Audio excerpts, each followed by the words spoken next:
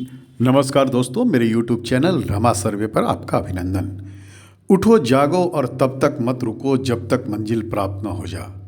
एक विश्वविख्यात नारा, प्रेरणा के स्रोत।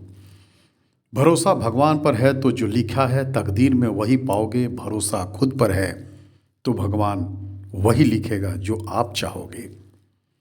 जिनका संदेश एवं विचारों का उद्देश्य भटके हुए लोगों को मंजिल तक पहुंचाने का। अपने आप में भरोसा रखें, एक दिन पूरा विश्व आपके कदमों में होगा। तुम परिश्रम करके स्वर्ग से ज्यादा नजदीक होगे बजाय गीता के अध्ययन करने के। जब तक आप खुद पर विश्वास नहीं करते तब तक आप भगवान पर भी विश्वास नहीं कर सकते।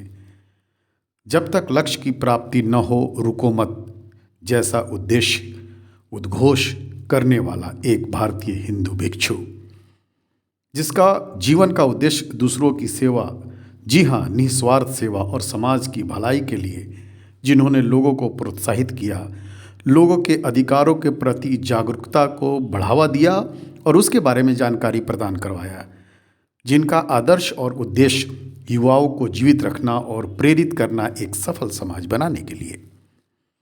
बचपन से ही जिनको अध्यात्म में काफ़ी रुचि रही, 25 साल की उम्र में संन्यास लेने वाला वेदांता के एक विख्यात और प्रभावशाली आध्यात्मिक गुरु नरेंद्र नाथ, जी हाँ, विवेकानंद साहब, युवाओं के लिए सबसे बड़ी प्रेरणा उनके द्वारा बोली गई विचार मानव समाज को राह दिखाती रही, भटके हुए नौजवानों को उनकी मंजिल तक पहुंचाती रही।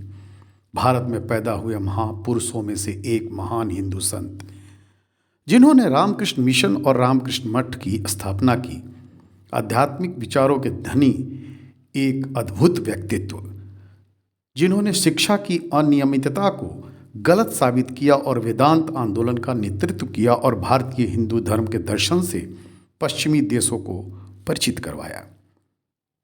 एक ऐसा व्यक्तित्व जिसने विश्व भर में भारत का नाम रोशन किया, अपने शिकागो भाषण द्वारा पूरे विश्व में हिंदुत्व के विषय में लोगों को जानकारियां प्रदान की, जिसका जीवन हम सबके लिए एक सीख दे गया। अपने महान कार्यों द्वारा पाश्चात्य जगत में सनातन धर्म, वेदों तथा ज्ञान शास्त्र को काफ़ी ख्याति दिलाने वाला और विश्व भर में लोगों को अमन तथा भाईचारे का संदेश देने वाला हमारे स्वामी विवेकानंद सही में एक अवतरण था 12 जनवरी 1863 को कलकत्ता में। एक धार्मिक और आध्यात्मिक व्यक्तित्व जो अपने संस्कृत के ज्ञान से काफ़ी लोकप्रिय रहा। बचपन से ही आध्यात्मिक व्यक्ति थे वो, जो हिंदू भगवान की मूर्तियों के सामने हमेशा ध्यान किया करते थे। एक सन्यासी और एक भिक्षुक जो बचपन से एक शरारती प्रवृत्ति का रहा था, इतना कि अपने माता पिता के नियंत्रण से बाहर।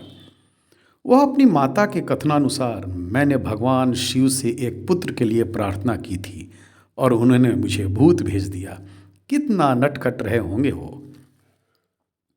अपने छोटे से जीवन काल में ऐसे ऐसे कार्य किए जिससे हमारे देश की अनेकों पीढ़ियों द्वारा मार्गदर्शन अभी भी हो रहा है। उनके जीवन में सबसे प्रसिद्ध घटना शिकागो थी। वह घटना अमेरिका के विश्व धर्म सम्मेलन की थी, जहां वह हिंदू धर्म का प्रतिनिधित्व कर रहे थे, जहां उनके भाषण की शुरुआत ने ही वहां की पूरी जनता का मन जीत लिया था। गुरु देवो भव शब्द की मौलिकता के पक्षधर, गुरु भक्ति, गुरु सेवा और गुरु के प्रति अनन्य शिक्षा को चरितार्थ करके और गुरु की परम भक्ति और निष्ठा के प्रताप और अपने गुरु के शरीरी और उनके दिव्यतम आदर्शों पर चलकर स्वयं के अस्तित्व को समग्र विश्व में भारत के अमूल्य आध्यात्मिकता की महक फैलाने वाला हमारे स्वामी विवेकानंद।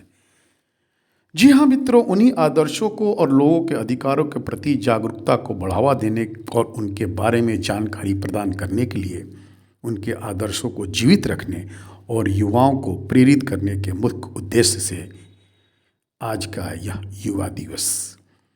युवा शक्ति किसी भी देश और समाज की रीढ़ होती है मित्रों। युवा ही देश और समाज के नए शिखर पर ले जाते हैं। यह देखा जा सकता है कि हमारे राष्ट्र के लिए कई परिवर्तन, विकास, समृद्धि और सम्मान लाने में युवा सक्रिय रूप में शामिल हुए हैं। इतना ही नहीं, समाज को बेहतर बनाना और राष्ट्र के निर्माण में सर्वाधिक योगदान युवाओं का ही हमेशा रहा है। उन्हीं को गौरवान्वित करने के लिए युवा दिवस 12 जनवरी 2024, जिसका मोटो आशा में आनंदित होना और जो प्रभु पर आशा रखते हैं वे दौड़ेंगे और थकेंगे नहीं। जी हाँ, राष्ट्रीय युवा दिवस और विवेकानंद जयंती के रूप में हम आज मनाते हैं।